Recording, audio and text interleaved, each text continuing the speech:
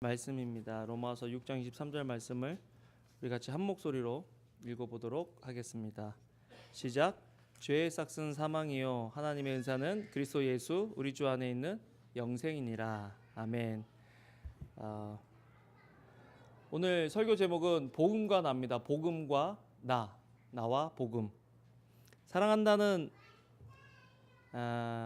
말이 어떤 말일까 생각해 보면, 사랑한다면 있는 모습 그대로 받아주는 것이다. 제가 결혼식 할 때 꼭 이 말을 씁니다. 사랑하면 있는 모습 그대로 받는다. 사랑한다는 단어를 제대로 이해할 수 있을까 생각해 보면, 살면서 사랑을 배우는 것 같아요. 내가 사랑을 다 알고 사랑해 본 적이 한 번도 없습니다. 사랑해야 되니까 사랑을 하고, 사랑하고 싶어서 사랑을 하지만 사랑이라는 거를 잘 온전히 이해하지 못하고 사랑을 하죠. 사랑을 하면서도 왜 우리는 서로에게 상처를 주고 또 상처를 받는 것일까? 아마도 우리가 사랑을 잘못 이해하고 있기 때문이고, 사랑을 올바로 이해하고 있다고 하더라도 그 올바른 사랑을 실행할 수 있는 능력이 우리 속에 없기 때문에, 우리가 불완전한 존재이기 때문에 사랑이 그렇게 힘이 들고 또 사랑하면서 상처를 받는 것 같습니다. 사랑하면서 상처를 받다 보면 사랑하지 않겠다라는 그런 마음이 생겨서 마음을 닫고 우리의 마음이, 우리의 영혼이 딱딱해지고 굳어지는 것들을 경험할 때도 있죠. 어떻게 하면 우리가 다시 사랑으로 회복되고 우리의 마음이 부드러워질 수 있을까? 오늘 로마서를 통해서 계속해서 큐티하고 주일날 말씀을 듣고 있는데요. 이 로마서를 통해서 우리가 어떻게 하면 다른 사람들을 사랑할 수 있는지 배우고 생각해 보면, 또 실천해 보면 좋겠습니다. 사랑하기 위해서는 먼저 진실됨이 필요합니다. 사랑한다고 해서 우리의 모든 잘못들이 없어지는 건 아니죠. 사랑은 허다한 허물을 덮는다라고 이야기했지만, 그 허물을 덮기 위한 희생과 대가가 지불되어지고 요구되어질 때가 많다라는 것입니다. 로마서를 읽을 때마다 감사한 것은 이 진실이, 진리가 누구의 손에 붙잡혀 있느냐. 여러분, 남자들은 들키기를 두려워한대요. 남자들은 자기가 들키면 사람들이 자기를 믿었고 신뢰했던 것들이 무너질까봐, 또 자기를 사랑하던 사람들이 자신을 떠날까봐 들키지 않으려고 강한 척하고 센 척하고 허세를 부릴 때가 많다라는 것입니다. 꼭 남자만 그런 것이 아니죠. 인간은 누구나 사람에게 보여주고 싶지 않은 자기 자신의 연약함과 약점과 죄악된 모습, 삶의 오점을 가지고 있습니다. 그런데 만약 누군가가 나의 그 약점과 나의 그 죄악을 정확하게 알고 있고, 내가 무엇인가를 하려고 할 때마다 또 내 관계성 속에 있는 나에게 소중한 사람들에게 항상 그 문제에 대해서 이야기하고 다니는 어떤 그런 존재가 있다면, 그리고 그 존재가 너무 파워풀하고 힘이 센 사람이라면, 존재라면 아마 우리의 삶이 굉장히 비참해지고 또 불행해지겠죠. 그런데 감사한 것은, 로마서가 복음이다라고 하는 것은 우리의 연약함과 약점과 죄인된 모습을 하나님은 명확히 아시면서도 그런 우리의 약점을 잡아서 우리를 힘들게 하시는 하나님이 아니라, 우리를 살리시고 우리에게 소망을 주시는 분이 우리의 약점과 우리에 관련된 진실을 가지고 계신다 하는 것이 얼마나 은혜인지. 그래서 이 은혜를 깨닫는 사람만이 주일날 교회 나와서 예배 드리는 이 예배 시간이 감사하고 감격이 되는 시간이 될 수 있다는 것들을 우리가 알아야 한다는 것입니다. 이렇게 사랑을 확신해야 우리가 가면을 벗게 되죠. 가면이라는 게 뭐죠? 저도 여러분들이 제 모습 그대로를 알고 있다라고 생각할 정도로 투명하려고 하지만, 사실 저에게도 여러분들 앞에서 숨기고 싶은 저의 생각들이나 실수들이나 잘못들이 있죠. 그래서 어떻게 보면 가면을 썼습니다. 그것이 직책이 될 수 있죠. 목사다, 집사다, 회사에서 어떤 위치다, 또 그런 것들이 어떤 성품적인 것들. 사실은 자기는 관대하지 않은 사람인데 관대한 사람처럼 보이려고, 관대하려고 노력하고 사는 사람들이 얼마나 많아요. 자기가 아닌 모습으로 살아가려고 하는 사람이 많습니다. 상처를 잘 받는 사람인데 상처를 안 받는 것처럼 얼굴 태연하게 있다가 집에 가서 누워 있으면 그 사람들이 한 말들이 떠올라서 분하고 억울하고 아프고 힘들고 잠 못 이루는 그런 날들이 얼마나 우리 속에 많습니까? 우리는 다들 연약한 그런 존재들이죠. 근데 복음은 연약한 우리도 하나님께서 사랑하신다라고 이야기하고 있습니다. 하나님은 연약한 우리를 사랑하십니다. 같이 읽어볼까요? 시작. 하나님은 연약한 우리를 사랑하신다. 연약하다라는 것은 그렇게 좋은 표현이 아닙니다. 뭐 아이가 연약하다. 그래서 아이들의 연약함은 부모의 관심과 부모의 사랑을 끌지만 아이가 성장해도 연약하면 부모의 걱정과 근심이 되죠. 세상에서 우리는 연약해지려고 살지 않고 강해지려고 살아갑니다. 세상은 연약해지면 공격의 대상이 되고 주변 사람들의 짐이 되는 게 이 세상의 원리고 이치죠. 그런데 하나님께서는 이런 세상을 살아가는 저와 여러분 우리에게 복음을 주시는데 그 복음은 무엇이냐? 연약한 우리를 하나님이 사랑하신다라는 것입니다.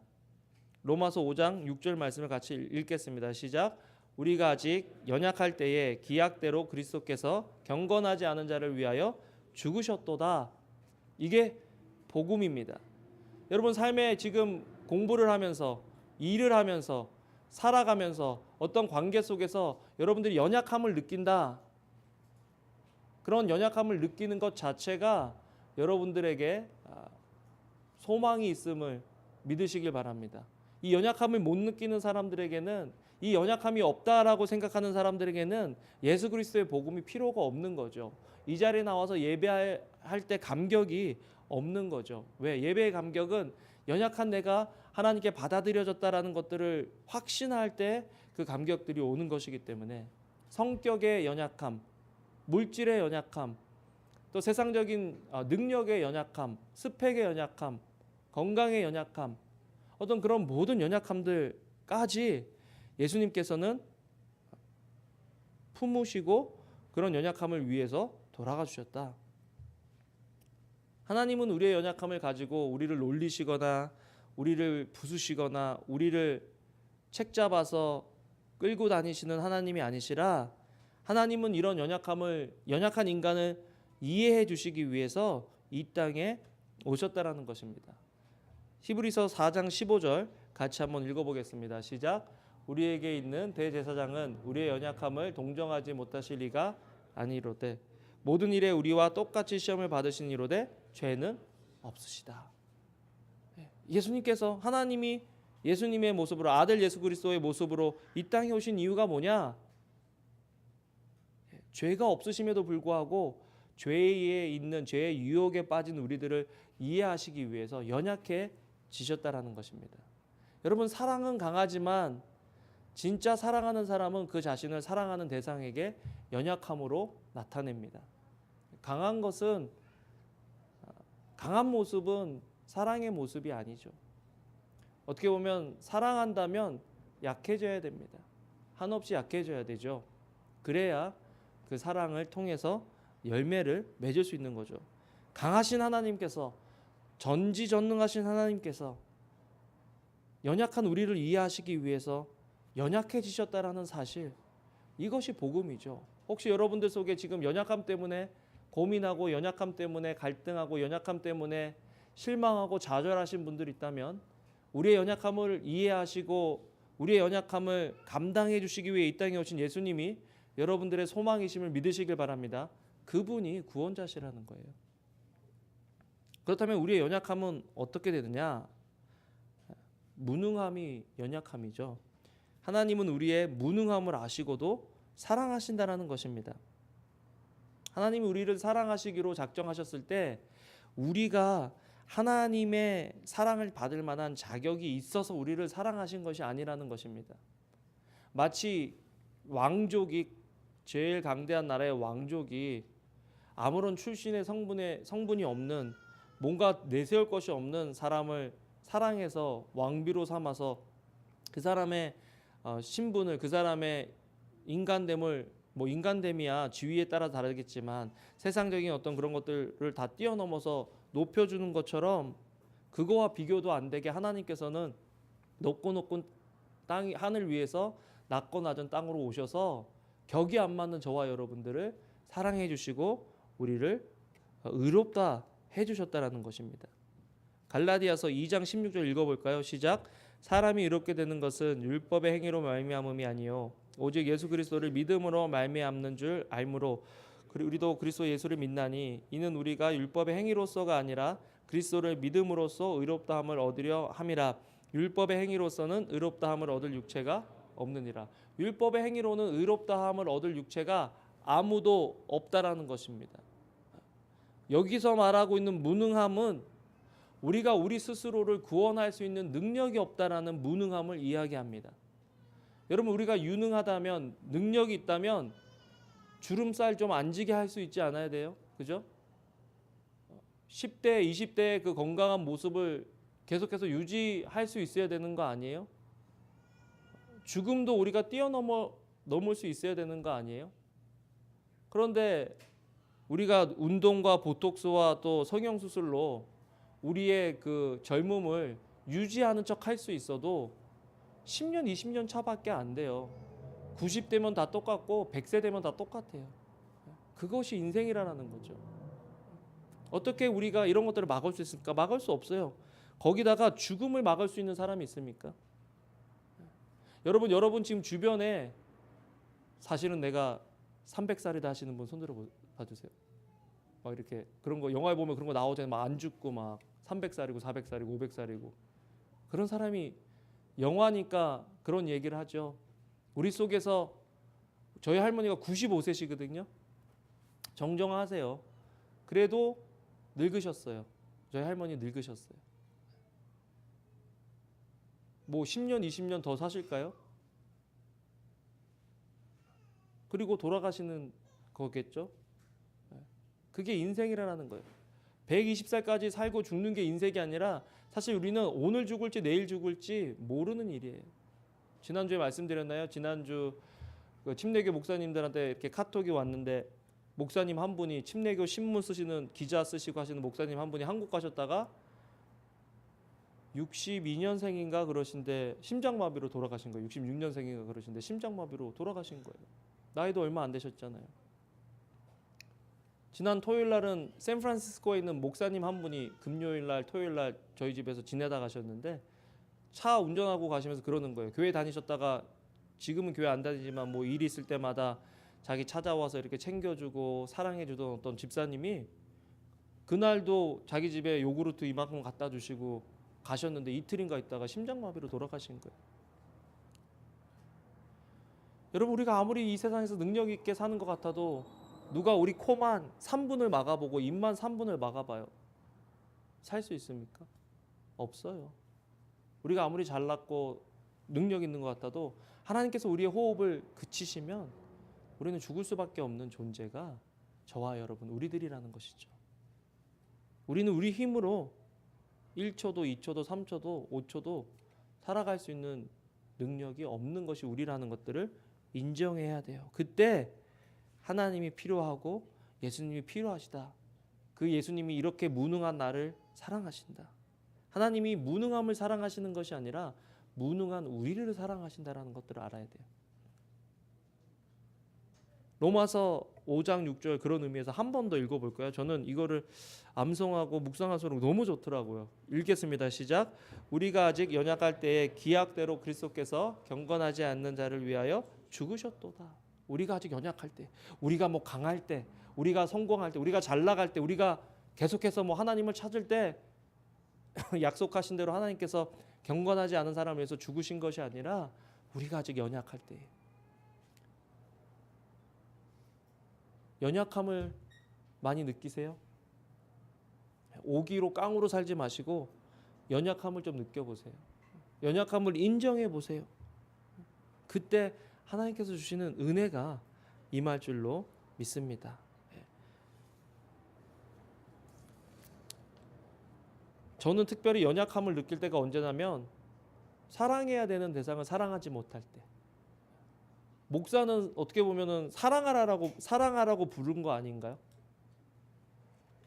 아내는 남편을 사랑하라고 부르고 남편은 아내를 사랑하라고 부르고 교회 안에서 지체들은 서로를 사랑하라고 부르고 가족은 서로를 사랑하라고 불렀는데 사랑하려고 하면 사랑하려고 할수록 더 많은 상처가 있고 더 많이 분노하는 이유가 무엇입니까? 우리가 사랑함에 무능하기 때문이죠.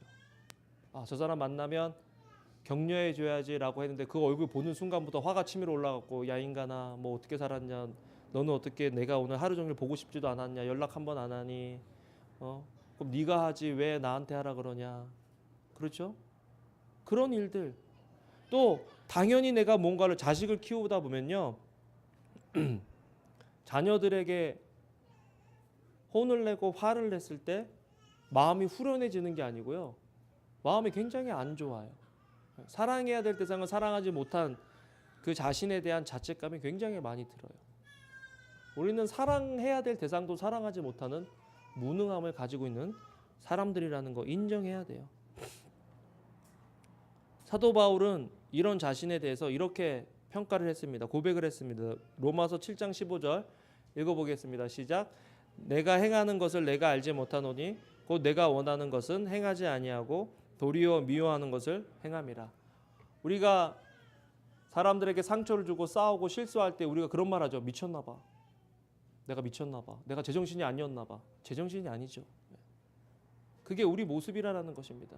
제정신이었으면 사랑하고 제정신이었으면 참고 제정신이었으면 이해하고 받아줘야 되는데 어느 순간 횟가닥 해가지고 화를 내고 공격을 하고 비판을 하고 비난을 하고 그 당시에는 시원한 것 같은데 뒤돌아서면 찜찜하고 한심스럽고 안타까울 때 많지 않아요?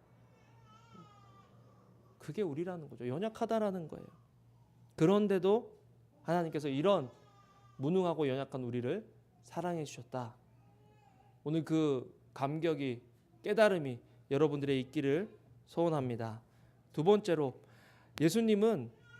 하나님은 우리가 갚을 힘이 없음을 아시고도 사랑하셨다라는 것입니다. 따라해 봅시다. 하나님은 우리가 갚을 힘이 없음을 아시고도 사랑하신다. 네. 여러분 연약함의 특징이 뭔지 아세요? 반응할 수 있는 힘이 없다라는 거죠. 그것들을 내가 뭔가를 도와줘도 그것들을 인식할 수 있는 힘이 없다라는 거죠. 처음에 아이들을 보면 뭐 똥기저귀를 갈아준다고 고맙다고 합니까? 아니면은 새벽에 일어나서 모유 수유를 하고 밥을 줬는데 밥 다 먹고 고맙다고 합니까? 그런 거 없죠. 자기 할 거 다 채워지면 눈 감고 또 자고 지 불편하면 울고 부모가 쏟아부어주는 사랑에 반응할 수 있는 능력이 없습니다. 그것이 바로 연약함의 특징입니다.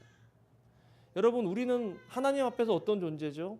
하나님께서 우리가 이렇게 오늘 와서 예배드릴 수 있는 것, 이 순간까지 살아온 것 사실은 하나님께서 필요한 모든 것들을 공급해 주셨기 때문입니다. 사실은 하나님께서 우리를 인도해 주셨기 때문입니다. 사실은 하나님께서 우리를 사랑하시고 우리를 보호하셨기 때문에 우리가 이 순간 이 모습으로 예배를 드릴 수 있는 것이고 살아갈 수 있는 것이죠. 그런데 얼마나 많이 우리는 이런 것들을 당연히 나의 노력으로 내가 했기 때문에 내가 수고했기 때문에 내가 운이 좋아서 라고 생각할 때가 많냐라는 거죠. 하나님이 하셨는데 하나님의 사랑에 내가 매 순간순간마다 그렇게 반응하며 살아가느냐? 그럼에도 불구하고 하나님 우리를 사랑하신다. 연약한 존재를 사랑하신다라는 말은 갚을 힘이 없는 사람을 사랑하신다라는 거예요. 엄마의 사랑이 왜 그렇게 위대한 줄 아세요? 아이가 갚을 힘이 없는데도 사랑하기 때문에 그것이 사랑입니다. 여러분 진짜 사랑은 뭔지 아세요? 내가 사랑을 보여줬을 때 그 사람이 당연한 반응을 보이고 당연하게 나에게 페이백을 하고 당연히 나에게 뭔가를 다시 돌려줄 것을 기대할 수 있는 그런 사람들을 사랑한다면 우리가 이방인들과 다를 것이 뭐냐라는 거죠. 예수님이 그러셨잖아요. 너희가 만약 너희를 사랑하는 사람만 사랑한다면 너희가 이방인과 다를 것이 무엇이냐. 그러므로 원수를 내 몸같이 사랑하라라고 예수님께서 말씀하시는 거죠. 왜 예수님께서 이 말씀을 하셨는 줄 아세요? 예수님이 원수된 저와 여러분들을 사랑하셨기 때문에 갚을 것이 없는 사람을 사랑하시는 것이 하나님의 사랑이다. 우리의 사랑은 어디를 향하고 있습니까? 나에게 갚을 것이 있는 사람을 사랑합니까? 그래서 저는 선교가 좋고 그래서 저는 구제가 좋은 것 같아요. 갚을 것이 없는 사람들을 향해서 우리가 뭔가를 베풀 수 있기 때문에 그 돈 아껴서 음향 시스템 스피커 갈아도 되고 그 돈 아껴서 믹서기 갈아도 되고 그 돈 아껴서 뭔가를 해도 되지만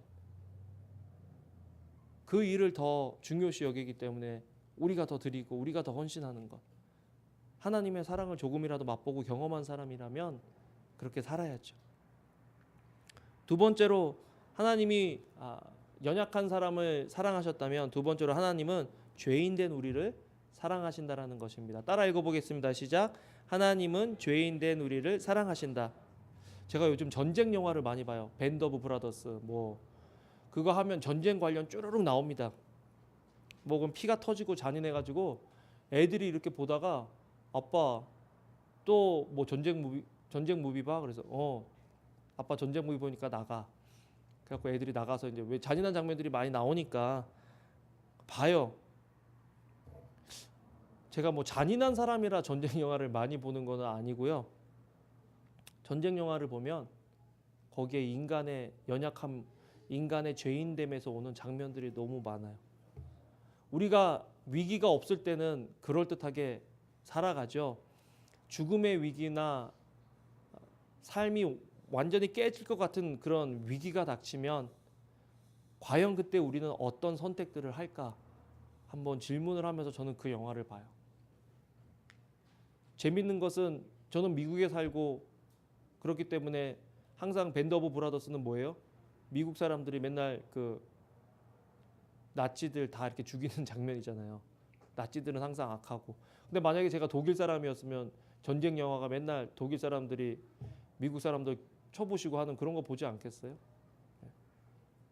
선이란 뭐고 악이란 뭘까? 많이 궁금해하면서 봐요. 죽음 앞에서 인간은 나는 어떤 모습을 태할 것인가? 평안하게 죽는 죽음이 아니라 절체절명의 상황에서 내가 양보하면 내가 죽고 내가 양보하지 않으면 제가 죽는 상황에서 나는 어떤 선택을 할까? 거기다가 나 혼자 사는 것이 아니라 우리 아들들 얼굴도 떠오르고 제 아내 얼굴도 떠오를 때 나는 내 가족을 위해서 내 가족을 선택할 것인가? 아니면 힘없이 죽어가는 저 사람들을 선택해야 될 것인가? 그런 생각 많이 해요. 이재철 목사님이 쓴 새신자반이라는 책에 이런 내용이 있습니다. 70년대 초 독일을 여행하는 중에 그 유명한 다카오 수용소를 방문한 적이 있다. 독일 나치가 세운 죽음의 수용소였다. 유대인들 잡아가두는 수용소죠. 사방에 온통 스피커가 부착되어 있는 밀폐된 방 안으로 과학자가 유대인 포로 한 명을 집어넣는다. 그러고는 스피커의 볼륨을 서서히 높이기 시작한다. 소리는 공기의 진동으로 전달된다. 스피커의 볼륨이 커질수록 방 안 공기의 진동도 그만큼 더 커지고 그와 정비례하여 유대인의 볼과 사지도 마구 진동한다. 과학자는 마침내 볼륨을 최대로 올린다. 그와 동시에 사시나무 떨듯 하던 유대인은 밀폐된 방 안에 그 격렬한 공기의 진동을 더 이상 견디지 못하고 끝내 피를 토하고 쓰러져 버린다. 죽은 것이다. 그 동영상이 내게 충격적이었던 것은 나치의 잔혹한 수법이 아니라 그 실험을 행하는 과학자들의 진지하고도 호기심 어린 표정이었다. 그들이야말로 당시 독일 최고의 엘리트들이었음에 틀림없다. 그럼에도 그들은 아무런 양심의 가책의 기색도 없이 오히려 회심의 미소를 띤 표정으로 산 사람을 죽이고 있었다. 여러분, 만약에 저와 여러분들이 나치고 여러분들이 배운 사람으로서 그런 사람들을 고문해야 되는 그런 수용소의 담당자로 책임자로 일하는 사람들로 여러분들이 들어간다면 과연 여러분들은 여러분들의 양심을 따라서 이거는 인간이 해야 될 수 있는 일이 아니다라고 하면서 그런 말을 하면 죽을 수도 있는데 여러분들은 이 수용소에서 나오겠습니까? 아니면 여러분들은 이 최고의 지성인처럼 어떤 변명들을 대면서 그 볼륨을 서서히 올리시겠습니까? 나는 볼륨을 올리지 않겠다고 장담하기가 굉장히 힘든 것 같아요. 만약 내가 그 해야 될 일을 거절하면 대신 내가 그렇게 죽어야 된다라고 했을 때 과연 나는 용감하게 이것은 내가 해야 될 도리가 아닙니다라고 이야기하면서 죽을 수 있을까?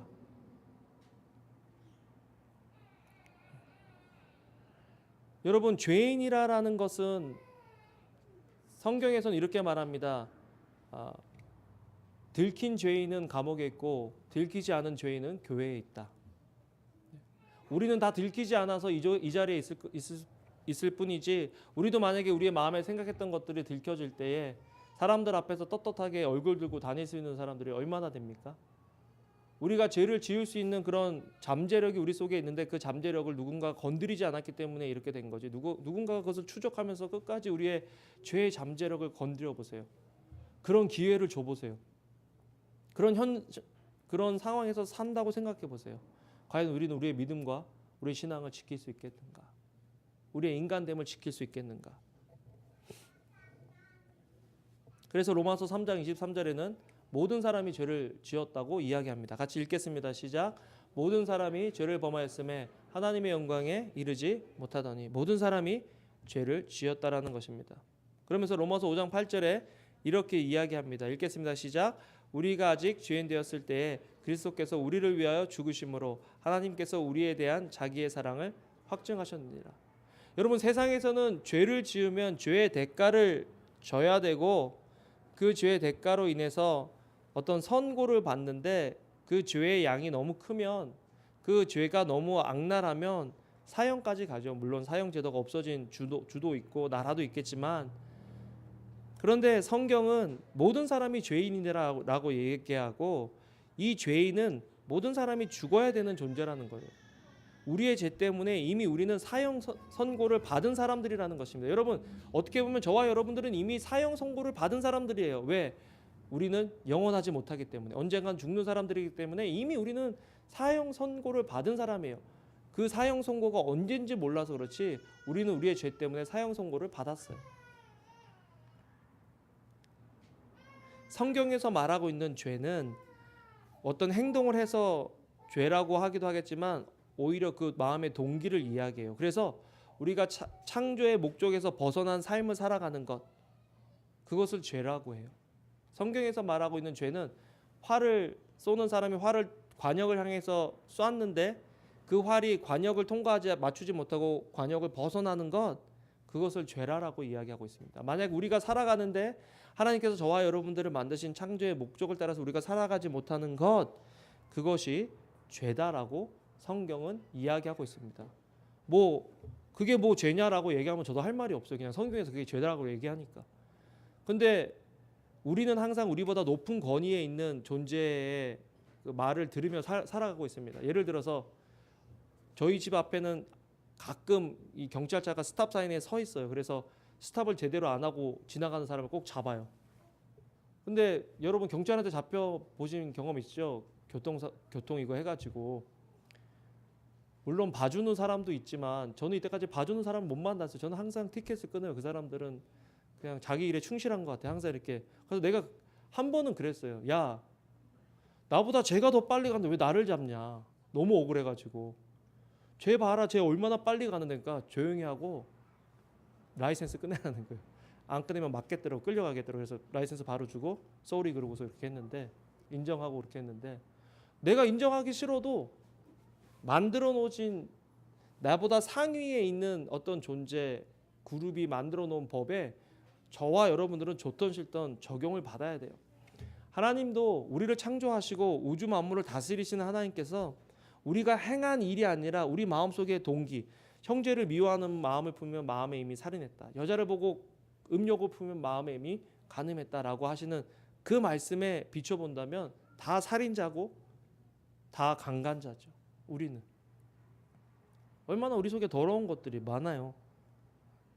그런데 하나님께서 이런 죄인 된 우리들을 사랑해 주시고, 우리가 의인 되었을 때 우리를 위해서 죽으신 것이 아니라 우리가 아직 죄인 되었을 때 그리스도께서 우리를 위하여 죽으심으로 하나님께서 우리에게 대한 자기의 사랑을 확증하셨다라고 말하고 있습니다.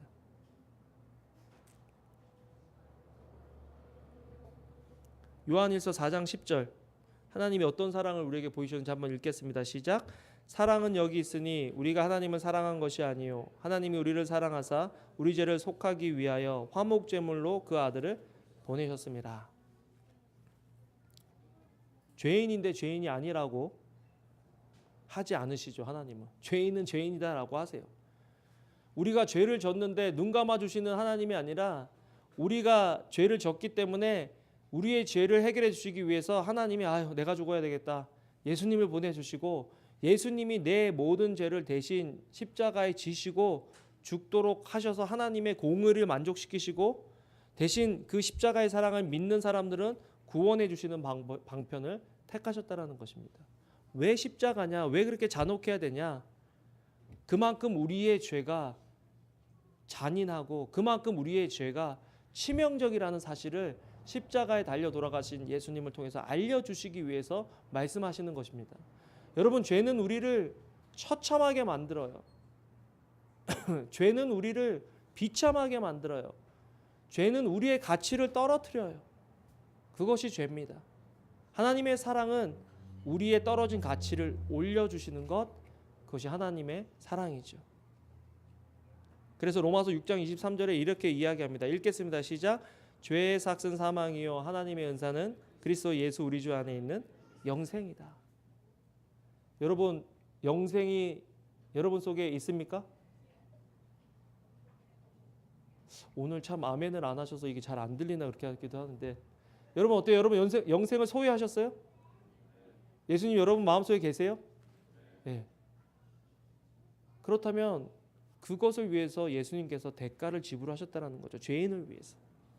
세 번째로 하나님의 사랑은 원수된 우리를 사랑하시는 사랑이다. 같이 읽겠습니다. 시작. 하나님은 원수된 우리를 사랑하신다.